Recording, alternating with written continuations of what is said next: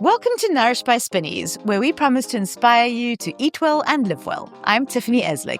And I'm Devina Devecha. We're continuing our chats with leading players in the food community, from farmers to foodies, as well as health and well-being experts. It's all about engaging conversations and fresh ideas. So, Tiff, where are we going today? I think we need to get our passports out. Yes, so I'm taking everyone on an adventure to Oman. Okay. I recently visited Six Senses ZIghy Bay, where they've revamped their restaurant Sense on the Edge. It's one of the most beautiful restaurants in the world, as far as I'm concerned. And I'm interviewing Chef Walter Butti, who's the executive chef, as well as Chef Pohlner, who's the chef de cuisine at Sense on the Edge. And it was a lot of delicious food in a short space of time. That sounds really nice. Did you check out the property as well, or? Absolutely. Oh, so, nice. And even before we got to the resort, we stopped at Dibba Farm. So I don't know if you know that Dibba Farm is part of Oh, I ZIghy did Bay. not. Okay. And it's beautiful. They've got, they're growing dates. They've got an abundance of vegetables outdoors as well as in greenhouses. They've got goats and chickens who lay all these eggs for the resort. Yeah. Donkeys. There was the cutest little goat that I wanted to bring back. I saw that. Yeah, it was so quiet. And when I gave it a hug, it would give a little sigh. But, goats get bigger and then I wouldn't be able to keep that in my apartment. But what they're doing, making goat and cow's milk cheese. They're making more than 12 right now. It's a beautiful little setup that they've got. So like a camembert, different cheddars, halloumi style cheese. Yeah. So we did that and then headed over to the property and then lots of exploration around there. So where did you end up filming with the chefs? So we did the interview in the organic garden, which is on site at the hotel. Yeah. And that's where the chefs are allowed to just go in every day, pick some herbs, pick some leafy greens. It's such a lovely source of inspiration. It was really hot. Yeah. I think our camera overheated at one point. So I kept looking at Chirag, our producer, and just thinking, oh dear. But no, it is so beautiful. And I've been fortunate enough to go a few times and to see how that garden changes with the seasons was magical. So I know you've been far and wide, both of you, Michelin star kitchens, cruise ships, eco islands. Let's start with you, Walter. Tell me how did you end up here and how are you bringing that global influence to the food here now? Well, sometimes I wonder myself, how do you end up in the middle of nowhere? I worked for Six Senses before, and for me, Six Senses is in my blood. Having worked for many years in Thailand, in the Maldives with Six Senses, going away and work for other businesses, and something was missing. And I was always wondering, why can't I really settle? And it is Six Senses. It's the sustainability, the homemade, the feeling, everything about it. And when ZIghy Bay came up, I put my hands up and said, somebody has to do it. And happy to be here now. Fantastic. And what about you, Marco? Like Chef Walter said already, like this with sustainability and to do things different and a lot of homemade. And also to don't use plastic. It brings you a little bit out of your comfort zone and to think outside the box. And for sure, I have a great opportunity up there. And that's the first place where I can, let's say, find my own handwriting and do more or less what I want. And I get a lot of support from chef's side, and I think that's the biggest impact to try to make a small difference in the world. And we have a big opportunity here for that. Fantastic. Yeah, you really do have a great opportunity here. There isn't something quite like ZIghy. I've been fortunate to come a number of times over the years and over the past 12 years. And it's just, there's something special here in the air, in the sea, and the view, the food, the gardens, I'm wanting to really dive into the menu from last night. But first, I think we should backtrack. Let's focus on sustainability and particularly within your food. So the farm, the gardens. Can we talk about that? So I know that you've actually had an award-winning sustainable kitchen before. What is your focus now? And sort of give an overview of what's going on at the resort. It's definitely, everybody talks zero waste and zero plastic. And yes, I did implement a plastic-free kitchen. And like Chef Marco said, it's difficult for the chefs because you're so used to cook your lamb rack sous vide and everything is sous vide. And then the chef comes and says sous vide bags are banned. And everybody says, but how can we do it? And I have to say, okay, so how did they do it in the 60s and the 70s where there was no plastic and the food was good? And for me, it's much more an art to cook a lamb rack without sous vide perfect every single time in the oven rather than just putting it in a sous vide bag and know it is perfect. I think we will go further and further with that to really try to eliminate single-use plastic in the kitchen and go that far that even squeeze bottles need to go out and anything that is plastic needs to go out because it just makes a difference. From a farm side, we have a very close relationship with our farm manager. So I could see when I came here what has been produced. I got the feedback from the chefs that sometimes the farm doesn't work how we like to have it. If you get 120 kilo red cabbage on one day and you use 3 kilos a week, it's a challenge. Yeah. And you can only eat that much red cabbage. Yeah. So we really started to look at how much do we need on a weekly base.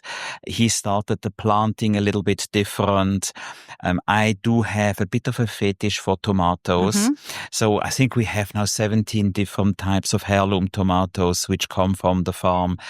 And it's going more and more into that we will plant as much as possible in the very short season that we have. It's all totally organic. So yes, sometimes when the vegetables come, they might not look as nice as you get them in the supermarkets in Dubai, but they're tasty. And we just cut the bad bits out and it works. And I think especially with the cheese making, we want to go further with that. We have purchased now a second cabinet that we can do the soft and white cheeses separate from the hard cheeses. So I think that is definitely a big focus of us to get the cheese more up there and showcase it. Yeah, I mean, the cheese is remarkable. I remember seeing it a few years ago and it's already grown more. You know, you're doing more varieties of cheese, but it's just, you know, there you are on this little farm, kind of in the middle of nowhere, making the most fantastic goat's milk cheese. And I just, the world needs to know about it. Well, the Middle East needs to know about it. It must be such fun to be able to go and sort of work with the farmers and have access to this produce. But good point that, you know, you sort of treating them almost like a supplier now with a planting program. You know, you need that. I pay for it. Yeah. So it's not that they do it for free. We have a price which is just a little bit below the market price that it's really worth, you know, for them as well, doing it. But no, they have become a supplier for us and we do depend on them to a certain extent. Absolutely. And this beautiful garden, which is on site at the resort, what are you taking from here? I mean, I see herbs and that is a little bit of our show garden that the guests can see what it is that we do. Because going to Deeper Farm, yes, we do the heyday that you have done, and I think it's a great thing. We only started that about a year ago, and you can go, especially with kids, and see the goats, do some cheese, do the whole thing on a farm that you can't do anywhere else. But not everybody can go down there. And an organic garden for Six Senses is very, very important. So we have a small organic garden here, and the chefs often go in here, just take the herbs out. So it's less the gardeners delivering to us here. Here it's the chefs going in and taking their own goods out. Okay, nice. And so it can be a little bit inspirational as well. Oh, it is. As you're walking around. Yeah. Especially when I have guest chefs, we go in here and they go completely mad and taking the flowers and everything. Yeah. So it's very exciting for them as well. Oh, fantastic. All right, let's jump straight into Sense on the Edge. So you guys you've sort of reinvented the menu there. When did the process start for doing this new 12-course, am I right, dinner? I can't even remember how many I ate last night. And what went into that process? It started pretty much 1 year ago. And it started actually going to Dubai, eating in a couple of restaurants to see what do other people do. And first ideas started forming, and we were actually a group of ex-com sitting together, including spa, even front office, just everybody sat together and just to put down which direction do we want to go. Because Sense on the Edge is not just a restaurant, it has to be a journey. And there is more than food, even though food, of course, is super important. But for us, a dining experience is like a triangular relationship. Mm-hmm. It's only as good as every single part, which is food, service, and surroundings. If all of them are great, you have a fantastic experience. But it needs to start from before you eat, and it needs to end by the time you go back to your villa. Mm-hmm. And over time, we formed ideas what we can do, which of course made Chef Marco's job not easier because he couldn't just come in and do his thing. He had to do his thing within our guidelines that we wanted to achieve, which I think worked out fantastically well. But yeah, then we had to find the right chef, which took a long time. And then when you came, it's sort of like, okay, now we need to open. We had to do Pretty the busy test then. runs. It was just like running around, testing, a lot of food. No. And of course, Chef Marco, no, but this is great food. Yeah, it's not what we want. Yeah, but it's great. Yeah, but it's not what we want. So it was a lot of forwards and backwards. And the outcome, I think, is really something that we're all very happy with. Yeah, I mean, Marco's still smiling, so it doesn't look we like did he's it ready probably to in kill like you or a anything. month. So Yeah. I come here in summer. You Yeah. haven't seen him. That was a tough always time, yeah. smile. Oh my gosh, you came in summer. Yeah, that's the Yeah, in worst. summer for the first tryouts, Yeah. and actually I started here in November, and in December we opened the restaurant, so that was Wow. really quite Yeah. a busy time then to Yeah, make the tryouts, to find the right menu, to get everything going on time. yeah. In that time, to get also the team together, and all of that was. Yeah. But we made it, and now we're all happy about it. Yeah. I mean, obviously, you both have these huge global backgrounds, and that you can see that coming through on the menu. But then you've also working with local ingredients. How are you trying to sort of strike a balance between, I guess, trends, global flavors, local ingredients, and a novel offering or something that's significant to ZIghy? I think we stay away from trends. We do our own thing because trends change so quickly, and they're trends. We want to do something that stays. So that's where the whole idea came: farm, sea, mountain. It gives the chef the freedom to use nearly everything he wants. The farm, of course, being first, we will really try to take as much from the farm as we can. Local products are very difficult to find, of course, but there is a lot out there that we can use. The sea, I mean, we had the sea, so it's an easy one. There we have gone a little bit wild. That's why the Antarctica is on the dish. The sustainably fished toothfish, that is really something that we felt it fits well into the Six Senses philosophy. And then, of course, mountain, meaning the land, whatever the mountain gives and or the land gives. So it has to be sustainable. It has to be well risen. And then we're happy to use it.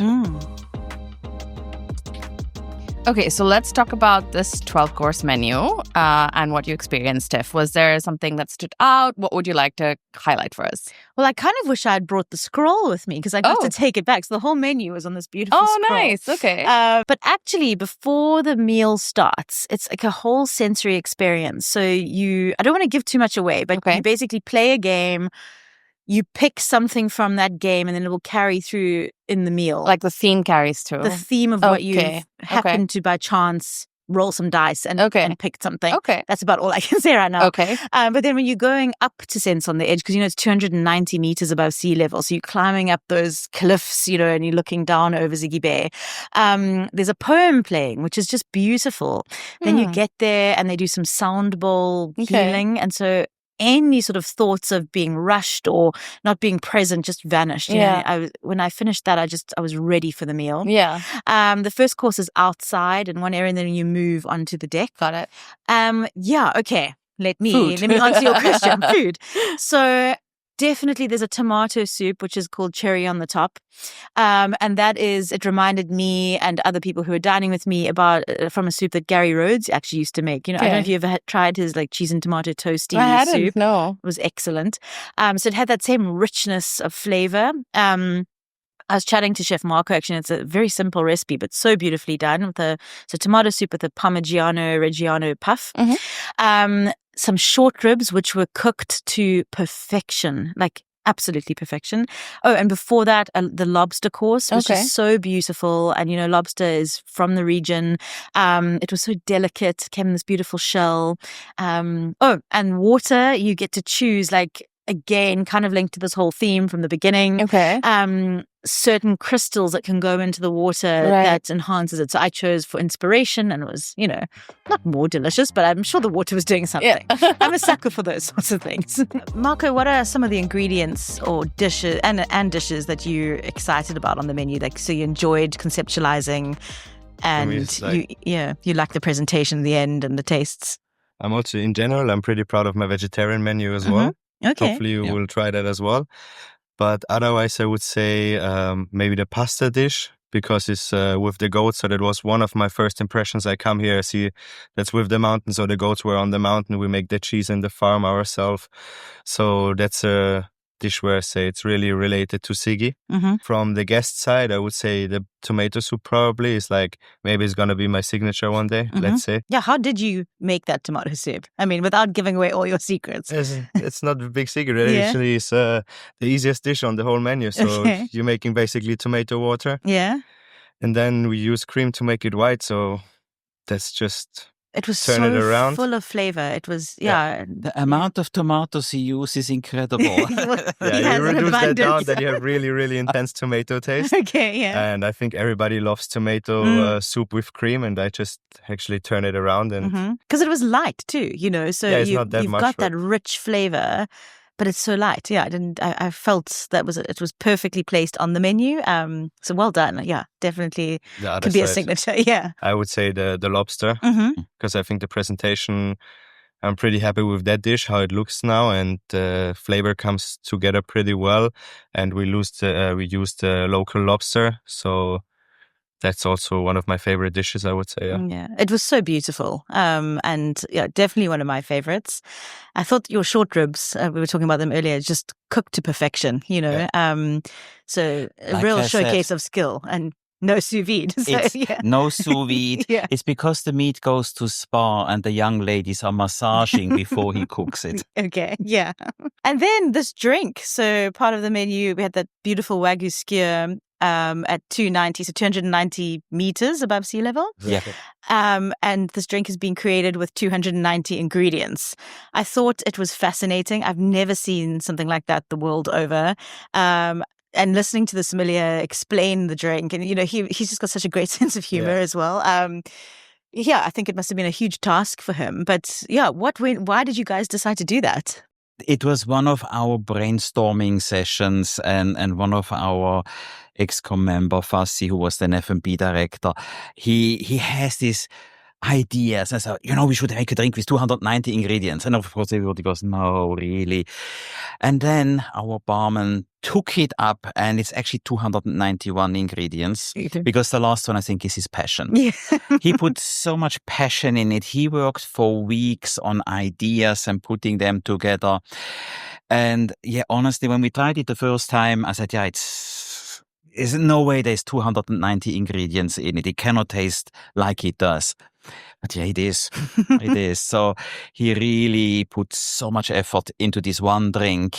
It's amazing. Yeah, it tastes, for me, it reminded me of like a beautiful boiled sweet that I used to eat at my grandparents' house, like that sort of intense mix of flavors, and it just worked so well with Wagyu. I'm interested to know about your vegetarian menu that you've got up there. So what are some of the highlights of that? Actually, you need to explain, because we actually nearly like the vegetarian menu more than the normal menu. Like one of my highlights there, I would say instead of the lobster, the vegetarian starter is I try to make an anti-dessert. So I love tomato water really. So there I make a tomato crème brûlée with field zucchini flour with mushrooms inside. So I think that comes together pretty well. And the carrot, we have miso glazed, is a little bit spicy carrot with a feta cream inside. So that's also really, really nice. Also 12 courses? Yes, the same amount of courses. And what's the feedback been like? Are you seeing... Like the most of them, like yesterday there was also a table up there. They eat the day before with us. Yeah. And then they said like, oh wow, it's pretty nice. So we come up the next day again, they eat the vegetarian. It's like, it's even slightly better. So I was like, I'm happy to hear that. Yeah. Because it's difficult, to, I don't know, keep 12 courses of vegetarian food interesting. Yeah. So, I was working a long time on that. And I love fish and meat, but I was trying to get it in that way that I really say, okay, every dish is really great and it's just vegetarian is still very rich, I would say. But my cooking is anyway pretty French-based. Yeah, cool. To work like very salty, very sweet in this, to go really to the edge, like also the restaurant. Yeah. So... I thought on this menu that you're at the very end at the Petit Fours, I thought the Dubai chocolate take was excellent. So I really liked the filling. I thought it was bang on. I was thinking it's funny to make this hype as well. Yeah. So we are a little trendy at least. A little trendy. The tiniest little bit of last little chocolate. Yeah. But it's true. I think the vegetarian menu was Chef Marco's biggest challenge, because again, in Six Senses we want to offer a lot of vegetarian options to our guests, and for me the easiest way is I just give you two menus. I have a vegetarian menu and I have a normal menu. Something that we will do next year as well with our a la carte menus. It's strange, I'm a big meat eater. I'm working for Six Senses, which say, don't eat meat, eat vegetarian. It has been a challenge. Our guests, they like quality products. They like to explore new things. And it's actually quite easy to convince them, doesn't need a lot of convincing, to try something vegetarian. And that's why, especially in Sense on the Edge, guests go up twice because they want to try the vegetarian menu as well. So you can easily go there twice in your stay and have two totally different menus. When are you going to start conceptualizing the next one for Sense on the Edge? We're already doing that because in summer it's getting pretty hot and we're going to close and we're going to reopen on the 1st of October. Okay. We're not completely finalizing the menu now because like the tomato soup probably will stay as a signature or something, but there's a lot of changes as well. It's definitely something we're looking at, having maybe a little bit more on the menu, but a lot of the cheese is for me mainly to be showcased as well on our buffets, on breakfast, because that's where you really can see then the cheese. Yeah, absolutely.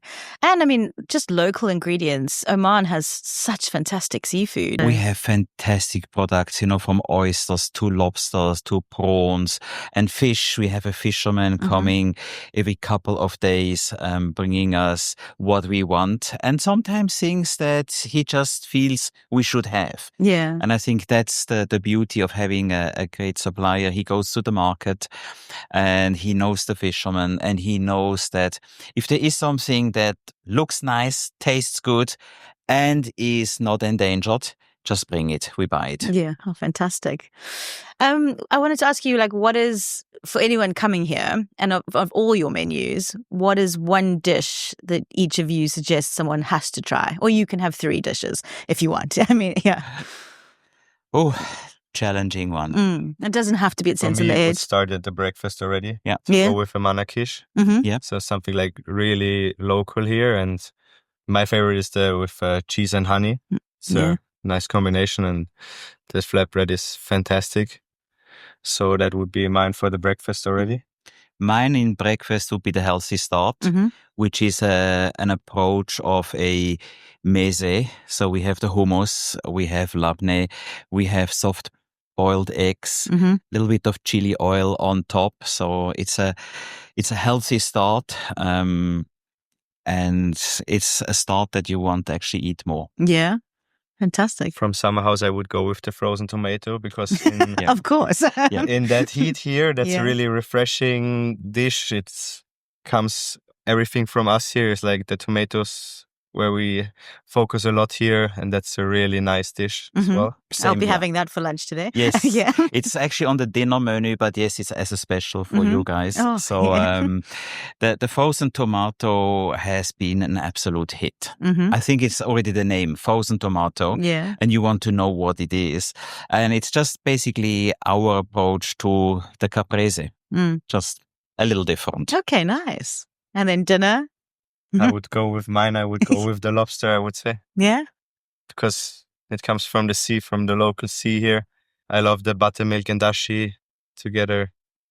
I would go with that. It's a light start as well. Like I said, I'm a meat eater. We have this once a week a la carte barbecue. You sit on the beach. You have a choice of beautiful meats from tomahawk, T-bone, Wagyu. Then, of course, beautiful prawns, local fish. You just choose the main course. Your starters, they come family style. The side dishes come family style. And then you get a dessert. So you don't need to think too much. And for me, this is a real holiday event. You come, you enjoy, you don't need to think, and you just have a good time. So I heard the part where you asked them about their picks, but what about you? What would you pick for breakfast, lunch, and dinner? Well, as you know, I've been super fortunate to go to ZIghy Bay a few times over the, 10 or so years that I've been here. Yeah. And there's some favorites of mine and then some new things as well. So breakfast, if I know there that I'm going to be doing like the 12-course menu, I usually skip breakfast. Okay. But I have had a number of breakfasts in the past, and I did have one on this trip. And that is Chef Hassan in Spice Market, which is like the all-day dining restaurant. He makes the most amazing manikish with shanklish. Oh, nice. It's consistently excellent. So that, and then a small little cheese platter for one, because they always have the selection of cheese from Dibba Farm there. Nice. Drizzled with some date syrup and maybe a little bit of date paste. They also have excellent pastries, but yeah, you do need to draw the line. Yes. Yeah. Then lunch, definitely at Summer House. Okay. So that is got a beautiful terrace and fantastic seafood on the menu. There's a lionfish carpaccio, always the catch of the day. Is fantastic, and the frozen tomato salad is famous there. It's on the dinner menu, but you can really ask for it for lunch. Okay. So that's like tomatoes with cheese, and then you like burrata, and then they grate over frozen tomato, which is it's lovely actually. And then dinner. So I would have said that I actually used to like their shua experience, which is they cook lamb into the ground. But there's a new option. So they've launched a new beautiful dhow boat cruise that you can take. So you can have cocktails as well as dinner on the boat. And so we did that. We went out. It was the most perfect evening. And Chef Hassan from Spice Market was there. I was really impressed with what he did. Like, beautiful food. The snacks with the cocktails came. We each got our own individual boat. And yeah, it was just full of delicious little snacks. And you're going past all these fjords, White Rock, which is beautiful to see. I was hoping to see some dolphins, but that didn't happen. But yeah, I think that is my new favorite dinner at ZIghy Bay. That sounds pretty good. And you can end it with stargazing. Oh, nice. Which I promise this guy Barry does it, and his enthusiasm is so infectious. I wanted to go and learn more about stars. It's unbelievable what he knows. And so that's a magical evening. All of that absolutely sounds amazing. But tell me you didn't forget to ask them about the nourish question. No, I definitely didn't. Yeah. I mean, there's always that chance, right? Yeah. There is, but okay. Yeah. Coming home and have a meal cooked by my wife, that just makes me happy. Sitting with her, eating a meal together. Our lives evolve around food in any kind. We go on holiday, we go to food markets, we go to restaurants, we go to shopping centers into the food section. But coming home and she cooks one of her Filipino dishes, my soul is peaceful. Fantastic. Sounds like one of my holidays as well. Yeah. I think it gives me a lot if I make other people happy. That is coming with the restaurant, that is coming just a small help to anyone where I can. That's just something loving to my girlfriend. If she smiles with my team, that gives me a lot of happiness back, I would say. And tomatoes. And tomatoes.